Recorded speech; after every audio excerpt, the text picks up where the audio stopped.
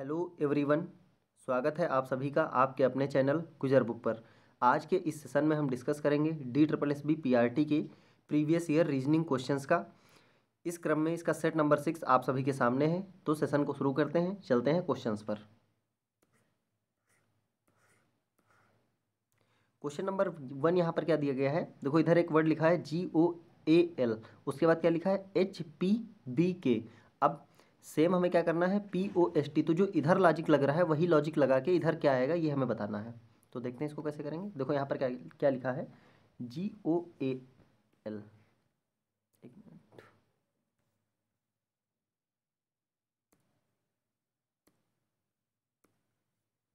यहाँ पर है GOAL।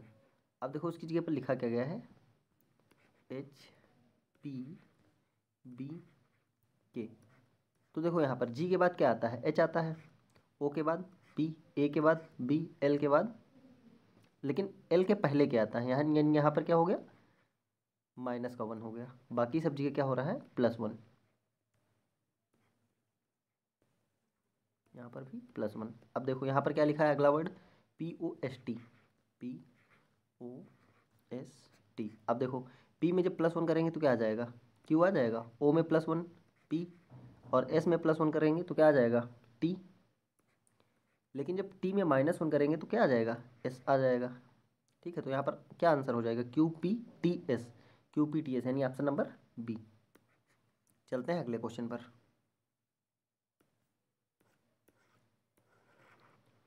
यहाँ पर भी क्वेश्चन क्या है, समरूपता पूर्ण करें, यानी जैसे इन दोनों का रिलेशन हो वैसे अगला रिलेशन क्या होगा। तो देखते हैं यहाँ पर क्या लिखा है 9 से बनाया गया है 8।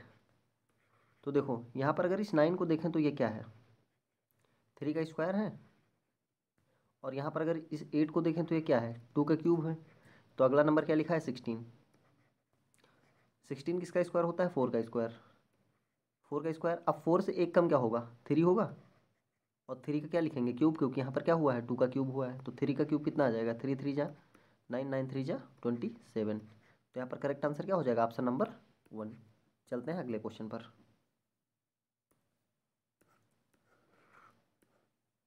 क्वेश्चन क्या है यहाँ पर, वह शब्द चुनिए जो समूह के बाकी शब्दों से सबसे कम मिलता है। मतलब यहाँ पर कौन सा अलग है इनमें से। तो देखो यहाँ पर क्या दिया गया है, झील है, हवा है, नदी है, धारा है। तो यहाँ पर करेक्ट आंसर क्या हो जाएगा, देखो झील नदी धारा ये सब जल से संबंधित है, लेकिन हवा क्या है ये अलग हो जाएगा। तो यहाँ पर correct answer option number C। चलते हैं अगले क्वेश्चन पर।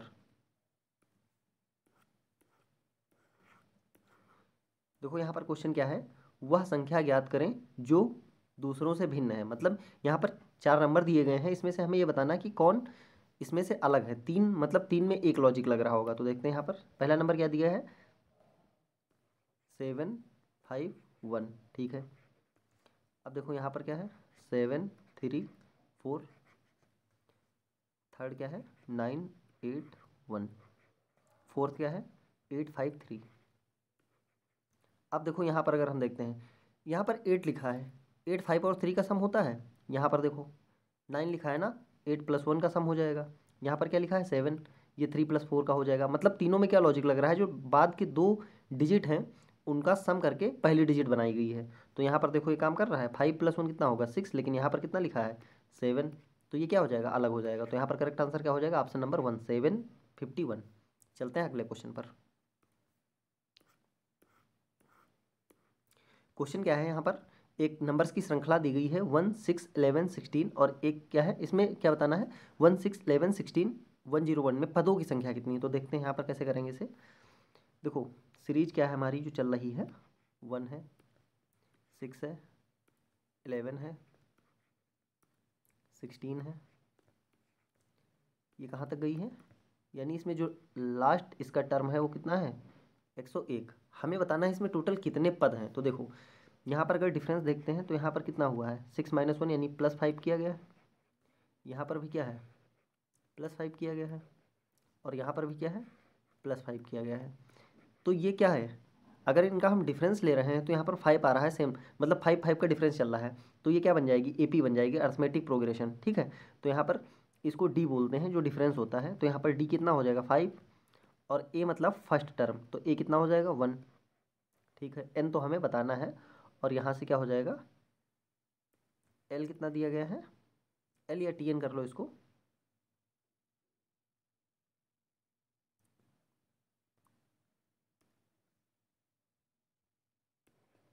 लास्ट टर्म या फिर टोटल नंबर ऑफ टर्म्स 101। ठीक है, अब देखो होता क्या है formula, T N is equal to A plus N minus 1 into D.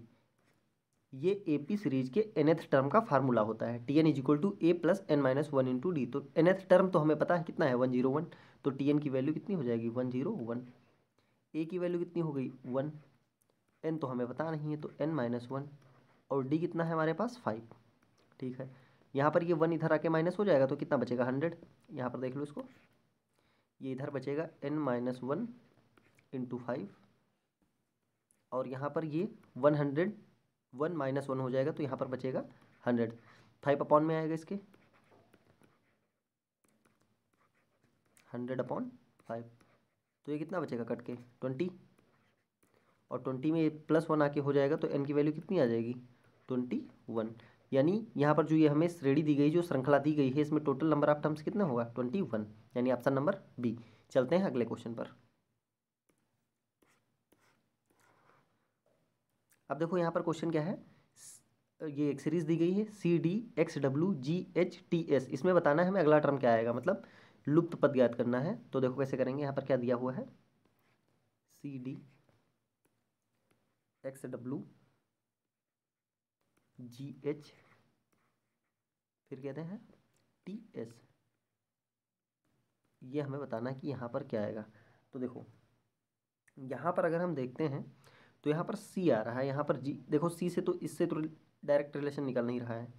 देखो यहाँ पर अगर ये देख रहे हैं कि ये CX अपोजिट है, DW अपोजिट है, GT अपोजिट है, HS, तो यहाँ पर अपोजिट तो अगला कोई आना चाहिए था, तो हमें पता नहीं, तो इस रिलेशन से काम यहाँ पर नहीं बन पाएगा। तो यहाँ पर देखते हैं, देखो ये क्या है, C के बाद G कितने पे आ रहा है, अगर C के बाद हम G देखते हैं तो कितने पे आ जाएगा, C कितना होता है 3 और G कितना होता है 7, तो ये कितना किया गया है +4।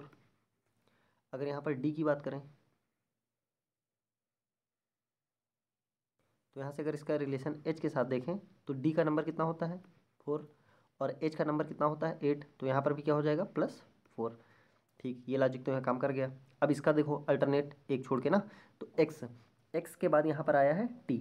ठीक है, तो x की प्लेस वैल्यू कितनी होती है, यहाँ पर x की प्लेस वैल्यू कितनी होती है, ये होती है 24, और यहाँ पर अगर हम t की प्लेस वैल्यू की बात करें तो ये कितनी होती है 20।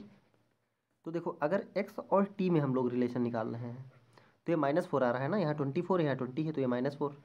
सेम यहाँ पर अगर w की बात करते हैं तो w की वैल्यू होती है 23, और s की वैल्यू की बात करें तो ये होता है 19। तो यहाँ पर भी देखो 23 - 4 कितना हो जाएगा 19। तो देखो पहले +4 हुआ फिर -4 हुआ, यानी अब फिर से क्या होगा +4 होगा। +4 का किस पे लगाएंगे g पे, तो जब g में +4 करेंगे तो g की वैल्यू है 7, 7 में +4 करेंगे तो कितना बनेगा 11, और 11 पे क्या होता है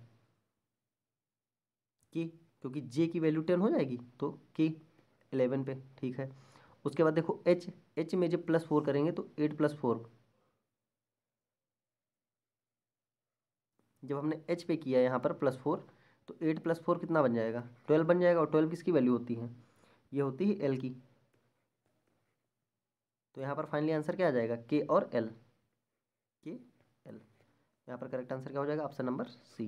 देखो यहाँ पर था क्या, यहाँ पर अल्टरनेट रिलेशन बनाया गया था, जो जैसे यहाँ पर लिखा था CD, तो एक टर्म छोड़ दिया गया GH से इसका रिलेशन बनाया गया, और रिलेशन क्या बना +4 फिर अगला जो नंबर था टर्म था XW, इसको फिर से अल्टरनेट रिलेशन बनाया गया एक छोड़ के बीच में, तो यहाँ पर देखो -4 का रिलेशन निकल के आया। ठीक है, तो अब हम एक बार +4 एक बार -4, तो अगले टर्म का फिर से क्या आ जाएगा +4।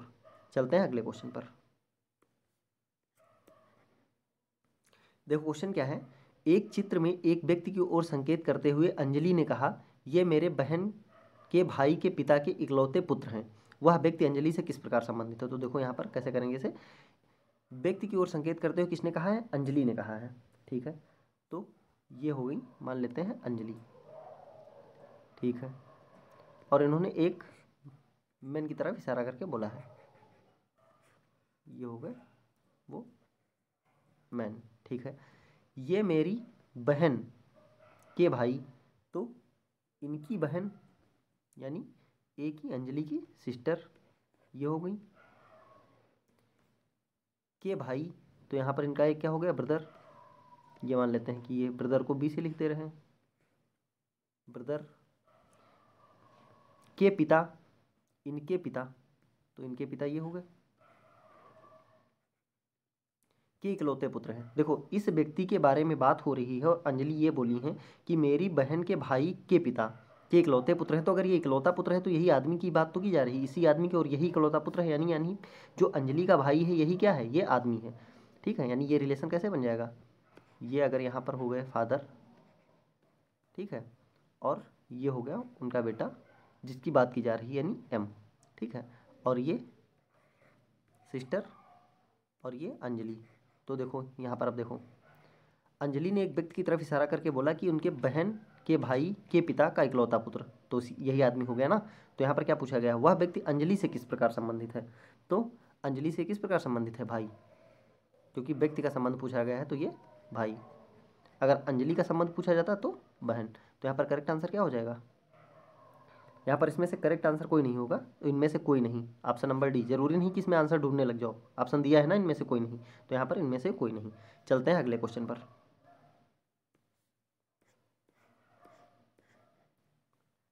देखो यहाँ पर क्या दिया गया है, क्यू की माता पी की बहन और एम की पुत्री है। यहाँ पर क्या बोला गया है, इसको साथ में बना लेते हैं, क्यू की माता पी की बहन, ठीक। अब देखो ये मान लो सबसे पहले क्यू हो गया, तो क्यू की मदर, इसको हम थोड़ी देर डिनोट कर देते हैं एम से। क्यू की माता पी की बहन और एम की पुत्री है ना, तो क्यू की माता ये हो गई मदर, क्यू की, पी की बहन, मतलब पी की बहन है, हम पी का जेंडर हमें नहीं पता है, और एम की पुत्री है ना, तो यहाँ पर एम ओ से डिनोट कर दो मदर को, और ये एम की पुत्री है, ठीक है। अब हमें एम का भी रिलेशन नहीं पता है, ये फादर भी हो सकते हैं, मदर भी हो सकती हैं। फिर उसके बाद क्या है, एस पी की पुत्री है, एस पी की पुत्री है ना, तो यहाँ पर ये हो गई एस, और पुत्री है तो सर्कल में कर दो, और टी की बहन है, और टी की क्या है, बहन है, तो टी भाई भी हो सकता है बहन भी हो सकता है, ये भी नहीं पता है हमें। तो कह रहे हैं एम टी से किस प्रकार संबंधित है, हमें ये रिलेशन बताना है एम और टी के बीच का। तो देखो ये है टी, टी की ये है सिस्टर, ये इनके क्या होंगे, माता होंगे या पिता होंगे, और ये दोनों क्या है आपस में, जो भी हो, भाई भाई हो सकते हैं, बहन बहन हो सकती है। अब देखो पी का जेंडर हमें पता नहीं है, तो अगर हम थोड़ी देर के लिए पी को मान लेते हैं कि ये भाई हैं, तो अगर भाई हैं तो इनके ये क्या होंगे, पिता होंगे। तो फिर ये क्या हो जाएंगे, अगर ये इनके पिता हैं तो ये क्या हो जाएंगी, दादा या दादी, ठीक है, जो कि ऑप्शन में है यहाँ पर। अब दूसरा रिलेशन चेक करते हैं, अगर पी हमारे पास फीमेल हो गई, पी हो गया फीमेल, ठीक है, तो यहाँ पर अगर पी फीमेल हो गई तो ये क्या बन जाएंगी, टी की मम्मी, और मम्मी के पापा या मम्मी, मतलब जो हमारी माता जी हैं उनके पिताजी या माता जी क्या होते हैं हमारे, नाना और नानी। तो नाना और नानी तो ऑप्शन में है नहीं, तो यहाँ पर करेक्ट आंसर क्या हो जाएगा, दादा या दादी। यहाँ पर दो पॉसिबिलिटी हैं, दोनों चेक करनी पड़ेंगी। चलते हैं अगले क्वेश्चन पर। यहाँ पर क्वेश्चन क्या है, रीता सुनीता से दुगुना बड़ी है, 3 वर्ष पूर्व वह सुनीता से 3 गुना बड़ी थी, रीना की आयु अब कितनी है। तो देखो यहाँ पर हम मान लेते हैं कि रीना और सुनीता की जो प्रेजेंट एज है,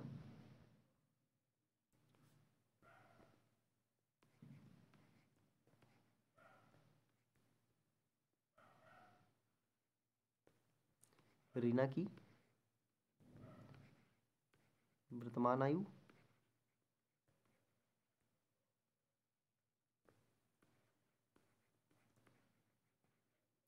इसको डिनोट कर लेते हैं आर से ही, और फिर कौन है, सुनीता,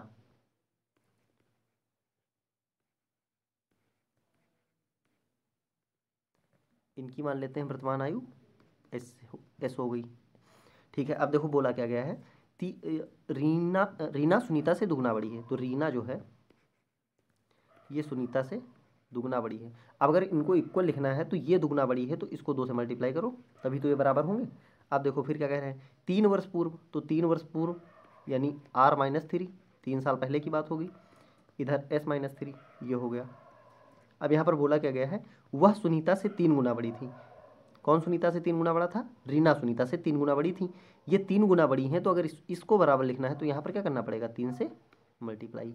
अब देखो r की वैल्यू तो हमें पता है, 2s पुट कर दो इसमें, यहाँ पर r की जगह पर 2s हो गया, -3 is equal to 3s minus का 3 3 जा 9। अब देखो ये 2s इधर आके 3s से क्या हो जाएगा माइनस, तो 3s माइनस 2s s हो जाएगा, और ये 9 इधर आके जब ऐड होगा तो -3 + 9 कितना हो जाएगा, s इज इक्वल टू 6। तो s की वैल्यू कितनी आ गई, 6। हमसे पूछा किसकी गई है, रीना की। तो रीना की जो पता चल गई, तो यहाँ पर इनकी सुनीता की पता चल गई, तो यहाँ पर इस पहले इक्वेशन से निकाल दो।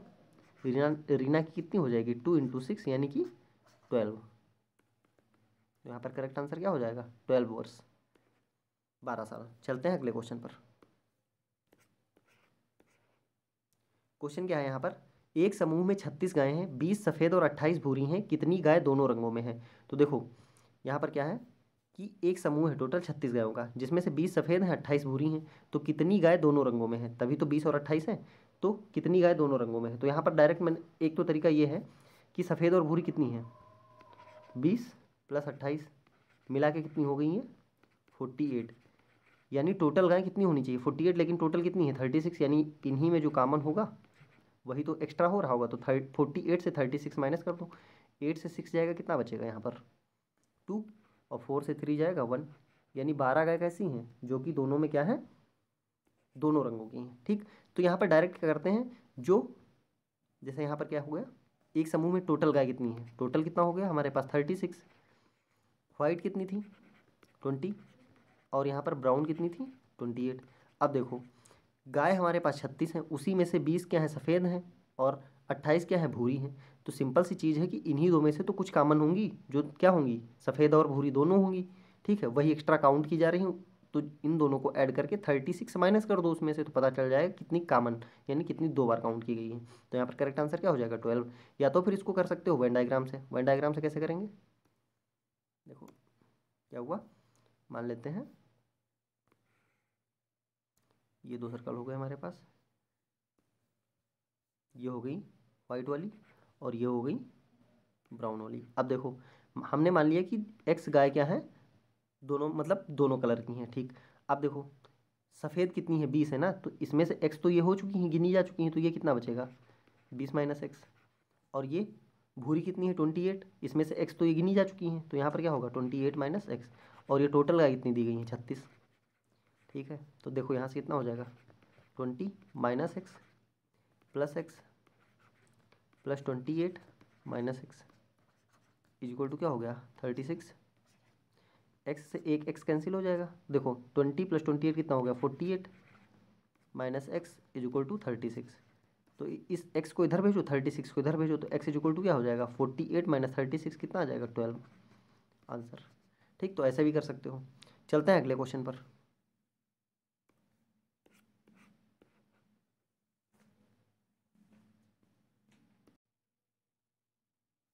देखो क्वेश्चन क्या है यहाँ पर, नीचे दिया गया कागज घन के रूप में मोड़ा गया है, क्यू के विपरीत कौन सा अक्षर होगा। देखो ये क्या है, एक घन की ओपन शेप है समझ लो।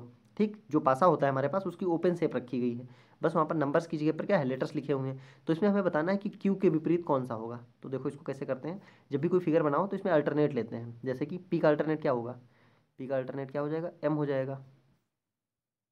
कलर चेंज कर लेते हैं यहाँ पर,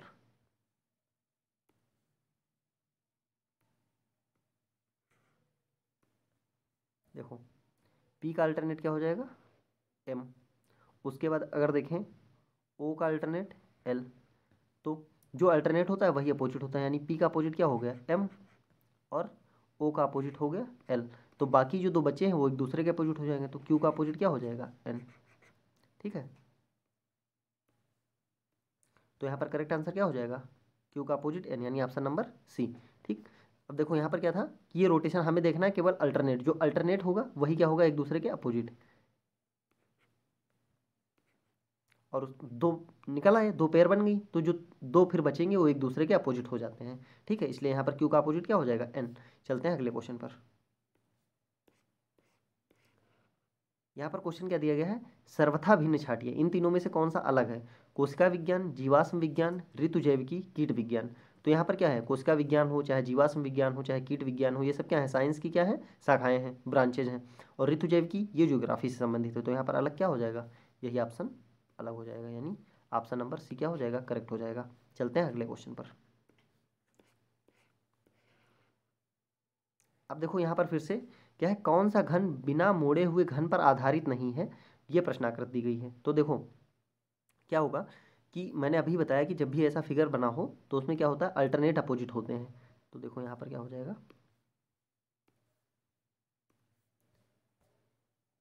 अगर इस हम स्क्वायर का अल्टरनेट देखें तो यहाँ पर इसका अल्टरनेट क्या आएगा, ये सर्कल आएगा। उसके बाद देखो इस ट्रायंगल का देखें तो ट्रायंगल का क्या हो जाएगा, ये डॉट हो जाएगा। और यहाँ पर क्या है, 5, इस 5 का अगर अल्टरनेट चेक करें तो यहाँ पर क्या आएगा, 4। तो देखो यहाँ पर क्या है, जो हमारे पास था स्क्वायर, इसका अपोजिट निकल के क्या आया है, सर्कल। ठीक है, अब देखो जो हमारे पास ये 5 था, इसका अपोजिट निकल के क्या आया है हमारे पास, 4। उसके बाद जो हमारे पास ट्रायंगल है, इसका अपोजिट क्या निकल के आया है, डॉट। अब देखो यहाँ पर जो हम घन बनाते हैं उसमें कंडीशन क्या होती है, जो आप लोग लूडो खेलते हैं उसमें देखो नंबर 1 से 6 तक होते हैं, 1 के नीचे क्या आता है, 6 आता है। यानी जब सरफेस पे 1 होगा तो 1 के आसपास क्या नहीं हो सकता है, 6 नहीं हो सकता है। ठीक है, यानी अपोजिट जो होता है वो कभी साथ में नहीं हो सकता है। और दोनों अपोजिट कभी एक साथ गायब नहीं हो सकते हैं। जैसे कि अगर हमें 1 दिख रहा है तो सिर्फ 6 गायब हो सकता है, 1 और 6 दोनों एक साथ। अगर 4 ऊपर है, ठीक है, 4 ऊपर है तो 4 का अपोजिट क्या होता है, 3। अब जो 4 ऊपर होगा तो हमें 3 नहीं दिखेगा। ठीक है, और 4 और 3 एक साथ गायब भी नहीं हो सकते हैं। ठीक, मतलब किसी ना किसी वो सरफेस पे रहेंगे, 4 या 3 में से एक नंबर सरफेस पे रहेगा ज़रूर। ठीक है, दोनों गायब नहीं हो सकते हैं और दोनों एक साथ दिख नहीं सकते हैं। मतलब अगर 4 ऊपर दिख रहा होगा तो 3 उसके अपॉन में होगा। सेम चीज़ यहाँ, मतलब अपोजिट वाली चीज़ें एक साथ नहीं दिख सकती हैं। तो देखो यहाँ पर कहीं पर इसके जो ये स्क्वायर है, इसके अपोजिट में कहीं सर्कल, मतलब साथ में सर्कल तो नहीं दिख रहा है। तो देखो स्क्वायर यहाँ है, साथ में सर्कल नहीं है, इसमें स्क्वायर है नहीं। यहाँ पर देखो स्क्वायर के साथ में सर्कल नहीं, यहाँ पर भी स्क्वायर के साथ में सर्कल नहीं, यानी ये कंडीशन तो किसी में नहीं है। ठीक है, ये सही है। अब 5 के अपोजिट में देखो 4, तो 5 और 4 साथ में तो नहीं लिखे हैं। तो देखो यहाँ पर 4 है, इसके साथ में 5 नहीं है। यहाँ पर 5 है, इसके साथ में 4 नहीं है। यहाँ पर 5 है, 4 नहीं दिख रहा है। यहाँ पर 4 है तो 5 नहीं दिख रहा है। ठीक है, तो ये भी क्या हो गया, वो सेटिस्फाई कर रहा है। अब देखो ट्रायंगल के साथ डॉट नहीं दिखना चाहिए, तो यहाँ पर ट्रायंगल है, डॉट नहीं दिख रहा है। ठीक है, यहाँ पर ट्रायंगल है, यहाँ पर भी डॉट नहीं दिख रहा है। यहाँ पर ट्रायंगल है, यहाँ पर भी डॉट नहीं दिख रहा है, और यहाँ पर भी ट्रायंगल है, यहाँ पर भी डॉट नहीं दिख रहा है। तो ये भी हो गया। अब देखो ये दोनों एक साथ गायब भी नहीं होने चाहिए। तो देखो यहाँ पर मतलब तीनों एक साइड के एक साथ नहीं गायब होने चाहिए। तो देखो यहाँ पर इधर से क्या आ गया, रेक्टेंगल, इधर से आ गया ट्रायंगल, तो देखो इधर से आ गया 4। मतलब एक साथ कोई नहीं गायब है, अपोजिट वाले एक साथ नहीं गायब हैं। इसका अपोजिट एक बार में दिख रहा है, इसका अपोजिट दिख रहा है, इसका अपोजिट दिख रहा है। सेकंड चेक कर लो, तो इसमें भी देखो अपोजिट वाले एक साथ नहीं गायब है, मतलब एक प्रेजेंट है। इनमें से भी अपोजिट में से एक प्रेजेंट है, इनमें से भी। तो इसमें क्या हो रहा है, और इसमें सारे ही सही हो रहे हैं। और हमसे क्या पूछा गया है कि कौन सा नहीं बन पाएगा, तो यहाँ पर कोई भी ऑप्शन गलत नहीं है, यहाँ पर सारे ऑप्शन क्या होंगे, सही होंगे। ये बोनस नंबर वाला क्वेश्चन था। चलते हैं अगले क्वेश्चन पर।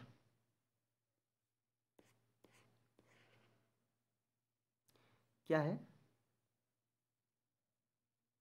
एक वस्तु का मूल्य 15% बढ़ाने से और नए मूल्य को 15% और बढ़ाने से वह मूल्य मूल मूल्य के कितने बराबर होगा। तो देखो ये थोड़ा मैथ्स का क्वेश्चन हो गया है। यहाँ पर क्या बोला गया है कि एक वस्तु है, पहले उसका जो मूल्य है उसको हमने कितना बढ़ा दिया, 15%। ठीक, अब बढ़ गया। उसके बाद फिर हमने उसी को फिर से कितना बढ़ा दिया, 15%। तो कह रहा है कि सिंगल बढ़ाया जाता तो कितना होगा। तो इसके लिए मैंने फार्मूला बताया था, जब एक ही चीज़ पर 2 बार कोई चीज़ इफेक्ट डाले तो इसका फार्मूला होता है X plus Y plus X Y upon 100।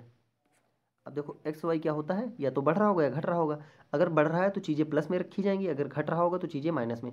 अब देखो जैसे एरिया होता है, रेक्टेंगल का एरिया या स्क्वायर का एरिया, बोल दिया जाए रेक्टेंगल के एरिया में कि लंबाई इतनी बढ़ गई है और चौड़ाई इतनी बढ़ गई है, तो टोटल क्या इफेक्ट पड़ेगा। तो ये फार्मूला यूज कर लेंगे, या एक बढ़ गया है ये घट गया है, तो जो बढ़ा होगा उसको प्लस में, जो और घटा होगा उसको माइनस में। यही फार्मूला, मतलब दो चीज़ें, दो में चेंजेज आ रहा होगा, बस एक ही किसी पर इफेक्ट पड़ रहा हो उसका। ठीक है, तो यहाँ पर देखो पहले कितना बढ़ा है, 15%, तो बढ़ रहा है तो प्लस का 15 हो गया।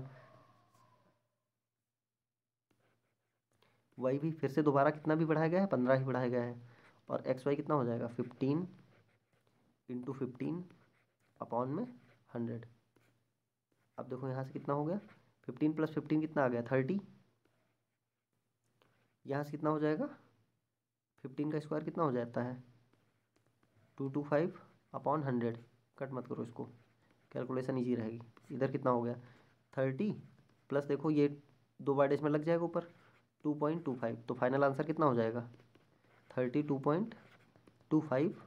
परसेंटेज में चीज़ें चल रही थी तो आंसर परसेंटेज में आएगा। मतलब अगर हम उसको सिंगल बढ़ाते तो कितना बढ़ा देते 32.25, यानी ऑप्शन नंबर 1। चलते हैं अगले क्वेश्चन पर। देखो यहाँ पर क्वेश्चन क्या है, इस टाइप का क्वेश्चन पूछा जाता है कि मतलब ये हमें फिगर दिए गए हैं, ठीक है। अब हमें बताना है कि ऐसी इन सबसे कौन सी आकृति बनाई जा सकती है, मतलब ऐसी कौन सी इसमें से इमेज है या आकृति है जो ये चारों फिगर को कंसिस्ट करती है, मतलब अपने में रखती है। तो देखते हैं यहाँ पर, देखो यहाँ पर 2 ट्रायंगल लगभग सेम शेप के हैं, तो यहाँ से अगर इसको देखें तो एक ट्रायंगल निकल जाएगा, एक ट्रायंगल ये निकल जाएगा। और अगर इसको छोटे वाले को बात कर लेते हैं तो ट्रायंगल तो लेकिन ये नहीं मिल पाएगा यहाँ से, देखो कहीं से भी नहीं, क्योंकि ये क्रॉस है, ठीक है। और दूसरी लाइन क्या होनी चाहिए सीधी, तो यहाँ पर सीधी तो मिलेगी नहीं, ठीक है, तो ये गलत हो जाएगा। अगला चेक करते हैं, देखो यहाँ पर तो ट्रायंगल ही नहीं मिल पाएंगे, सिर्फ 2 ट्रायंगल, इस वजह से ये गलत हो जाएगा। यहाँ पर भी देखो अगर इन 2 ट्रायंगल को मान ले तो यहाँ पर सिर्फ ट्रायंगल बनेगा, ये तो बनेगा ही नहीं, क्योंकि इसके बीच में गैपिंग थोड़ा ज़्यादा होनी चाहिए, ठीक है। तो इसमें भी तीसरा फिगर, और यहाँ पर एक ट्रायंगल बहुत छोटा है, तो पहली बात तो छोटा ट्रायंगल हमें यहाँ नहीं मिल पाएगा, इसलिए ये गलत हो जाएगा। तो यहाँ पर हम डायरेक्ट भी आंसर कर सकते हैं ये सही, मतलब इसमें हम ये देख सकते हैं कि कौन नहीं मिल रहा है उसके बेस पे। अब देखो इसमें इन दोनों ट्रायंगल को देखो लगभग बराबर हैं, तो 2 ट्रायंगल तो हमारे पास ये हो गए, उसके बाद छोटा वाला ट्रायंगल ये हो गया। अब देखो इसको यहाँ पर अगर इस शेप को थोड़ा सा देखो, तो ये अगर इसको निकाल के हम इस तरीके से रख दें उल्टा, तो ये सेम शेप बन जाएगा। देखो यहाँ पर मतलब लंबाई है और यहाँ पर भी लंबाई है, ठीक है। तो ये करेक्ट आंसर हो जाएगा। चलते हैं अगले क्वेश्चन, यानी ऑप्शन नंबर बी। चलते हैं अगले क्वेश्चन पर। दिए गए चित्र में त्रिभुज की संख्या ज्ञात करें। तो देखो यहाँ पर फिगर काउंटिंग क्वेश्चन फिर से आ गया है। तो हमने क्या बताया था फिगर काउंटिंग के लिए, सबसे पहले देखते हैं मेन फिगर कौन सी बन गई। तो देखो मेन फिगर बीच में हमें एक स्क्वायर दिख रहा है, ये क्या हो गया मान लेते हैं स्क्वायर, ठीक है। इसके बीच में एक लाइन रहा है, ये हो गई, ठीक। अब देखो अगर हम इस अभी तक इस फिगर में हम बात करते हैं तो इसमें कितने ट्रायंगल हो गए,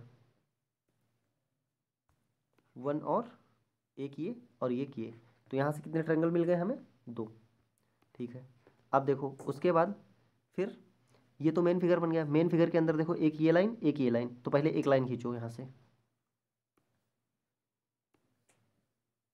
देखो एक तो ये लाइन खींची गई है हमारे पास,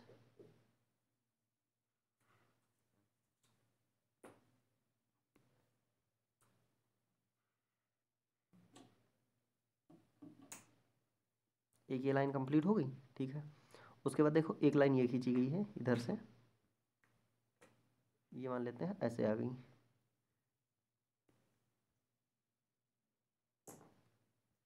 ये हो गई, ठीक है। अब देखते हैं जब हमने ये लाइन ड्रा की तो यहाँ से देखो एक ट्रायंगल इसने ये बनाया, एक ट्रायंगल इसने छोटा डॉट से इसको लिख देते हैं, एक ट्रायंगल तो इसने ये बनाया है, एक ट्रायंगल ये बनाया है, तो ये दो तो अलग अलग हुए, और अगर इन दोनों को मिलाए तो एक ट्रायंगल ये बन गया, 3 इधर से बने। और देखो यहाँ से एक ट्रायंगल इसने ये बनाया डॉट वाला, 4 हो गए, ठीक है। 4 इसने बना दिए। अब इसको देखते हैं, एक तो इसने ये बनाया 5, एक इसने ये बनाया 6, कंप्लीट एक बना दिया 7, और उसके अलावा और कोई बन रहा है 1 2 3 4 5 6, और ये कंप्लीट मिला के 7। देखो यहाँ से 1 2 3 और ये 4 कंप्लीट हो गया, ठीक है। यहाँ से 1 2 3, उसके अलावा एक ये जो ये यहाँ से बनेगा, देखो इसको मैं बना देता हूँ, ये वाला जो है, ठीक है। तो यहाँ से फाइनली कितने मिले, देखो 1 2 इन दोनों को मिला के एक 3 हुआ, और एक इधर बनाया था 4, सेम इधर देखो 4 मिल रहे हैं, 1 2 इन दोनों को मिला के एक, और एक ये, तो यहाँ से 4 + 4 कितने हो गए 8 हो गए। अब उसके अलावा देखो फिर क्या ड्रा किया गया है, फिर देखो ये बाहर 2 लाइन ड्रा कर की गई हैं, यहाँ से देख लेते हैं। एक लाइन हो गई ये, ठीक, और एक लाइन हो गई ये,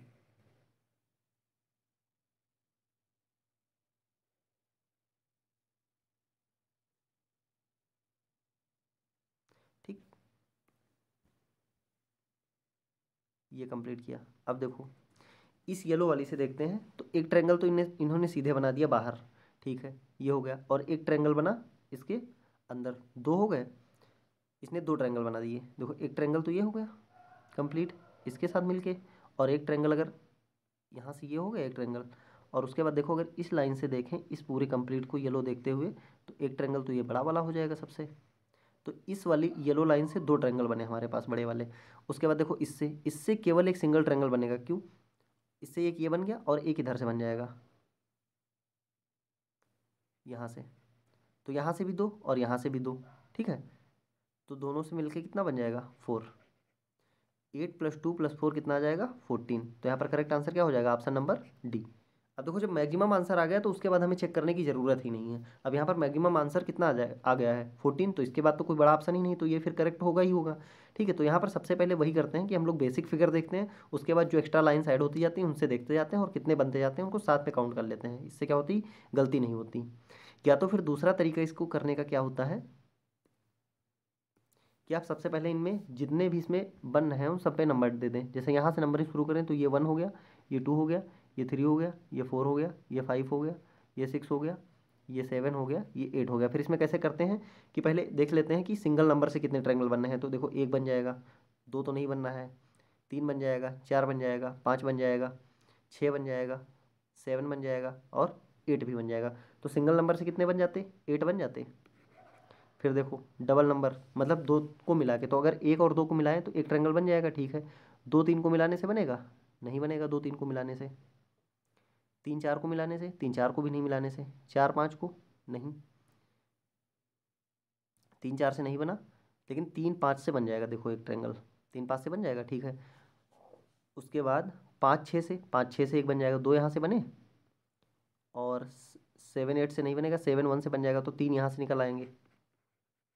8 + 3 कितना हो गया? 11। 3 बचे हैं। तो अब देखो इसमें फिर चेक करेंगे कि एक दो तीन को मिला के, तो एक दो तीन को मिला के एक बन जाएगा, ठीक है। तीन चार पाँच को मिला के एक बन जाएगा।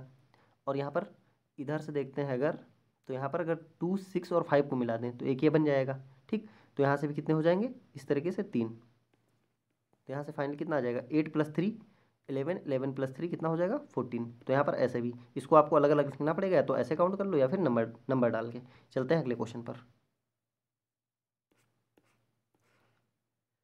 अब देखो क्वेश्चन क्या है यहाँ पर। पिछले दिनों ग्राहक कम वसा वाली आइसक्रीम का कम ऑर्डर देते थे, ठीक है।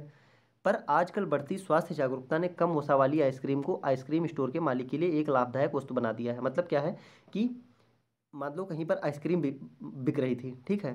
तो वहाँ पर क्या हुआ कि पहले जो थी वो कम वसा वाली आइसक्रीम नहीं बिकती थी। मतलब जो वो थे ग्राहक थे वो कम पसंद करते थे, ठीक, कम ऑर्डर देते थे।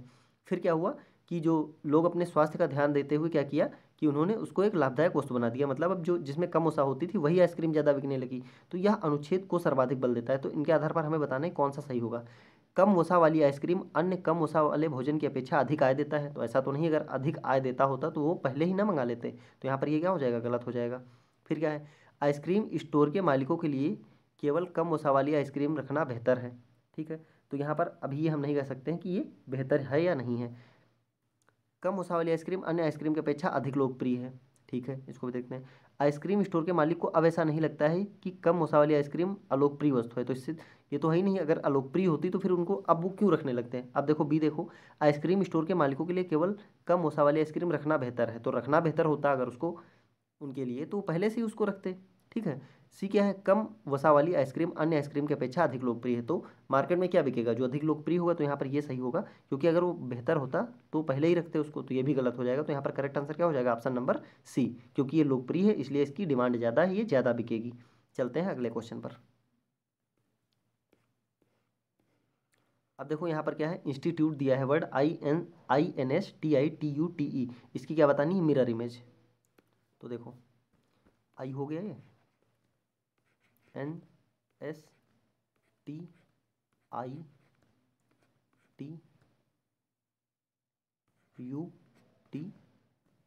ये हो गया कंप्लीट, ठीक है। अब देखो ये लग गया मिरर यहाँ पर। तो मैंने क्या बताया था? मिरर में जो सबसे नज़दीक होगा वो इधर भी नज़दीक होगा। तो ई जब मिरर में देखोगे तो इस टाइप से दिखाई देगा। तो देखो यहाँ पर ये ऑप्शन तो गलत हो जाएगा क्योंकि पहले आई है। यहाँ पर ये ऑप्शन टी, ये भी गलत हो जाएगा। अब देखो 2 बन रहे हैं ऐसे, तो इनको चेक करते हैं। देखो लास्ट आई क्या है, सबसे लास्ट में जाएगा ना, आई सबसे लास्ट में जाएगा, आई चेंज तो होगा नहीं बीच के। फिर देखते हैं, तो हमने देखा यहाँ से ई तो मिल गया, यहाँ पर ई मिल गया, यहाँ पर आई मिल गया, आई मिल गया, ठीक है, तो ये सही हो सकता है। यहाँ पर ई मिला, यहाँ पर भी ई मिला, तो ये भी गलत हो जाएगा। तो इसको पूरा बनाने की आवश्यकता नहीं है, ऑप्शन एलिमिनेशन से तुरंत क्या हो जाएगा, ऑप्शन नंबर ए। पूरा कंप्लीट देखने की जरूरत नहीं है। चलते हैं अगले क्वेश्चन पर। अब यहाँ पर देखो क्या है, निम्नलिखित में से कौन सा आरेख लाभ, लाभांश और बोनस में सर्वाधिक बेहतर संबंध दर्शाते हैं। अब देखो एक चीज़ यहाँ पर दिया गया है लाभ, लाभांश और बोनस। अगर हम लाभांश की बात करें तो ये तो हमें सीधे सीधे पता है कि ये तो लाभ का भाग होता ही होता है। अब बोनस भी क्या होता है, बोनस भी तभी मिलता है जब क्या होता है, लाभ, लाभ होता है, प्रॉफिट होता है कंपनी को, तभी वो बोनस देती है। तो बोनस भी क्या है, एक तरीके का लाभ हो जाएगा। लेकिन क्या बोनस और लाभांश में कोई अंतर है, वो मतलब सेम चीज़ है? तो नहीं, बोनस और लाभांश दोनों अलग अलग चीज़ें हैं। लाभांश क्या है, लाभ का एक छोटा हिस्सा होता है, और बोनस क्या होता है, ये अलग से दिया जाता है अगर कंपनी को प्रॉफिट हो रहा होता है तो यहाँ पर बेस्ट क्या हो जाएगा, देखो अगर इसको हम लाभ मान लेते हैं, ये क्या हो गया, लाभ।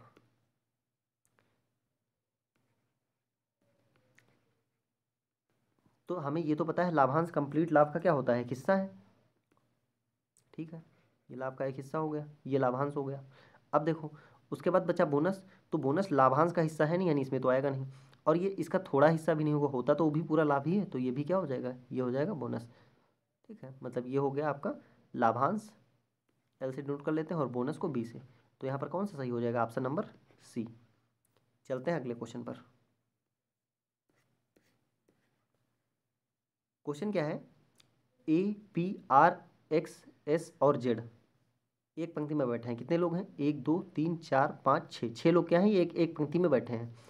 अब देखो इसको साथ में ये बना लेते हैं, मान लेते हैं ये एक है पंक्ति हमारे पास, ये हो गए 6 लोग बैठा देते हैं इस पर, 1 2 3 4 5 6। अब देखो क्या है, एस और जेड केंद्र में बैठे हैं, तो ये एस हो गया मान लेते हैं, और ये जेड हो गया। लेकिन एक कंडीशन ये भी तो है, जैसे ये पंक्ति हो गई, यहाँ से 1 2 3 4 5 और 6, जेड इधर बैठा हो सकता है, एस इधर बैठा हो, ये भी पॉसिबल है। तो अभी इनमें से हो सकता है ये पॉसिबल, हो सकता है ये, ठीक है। अब देखते हैं, ए और पी सिरों पर हैं, तो अगर ए और पी सिरों पर हैं तो हो सकता है कि ए इधर बैठा हो, पी इधर बैठा हो। लेकिन एक कंडीशन ये भी है, इसको दूसरे कलर से बनाते जाते हैं साथ में, कि ये पी यहाँ बैठा हो, ए यहाँ बैठा हो।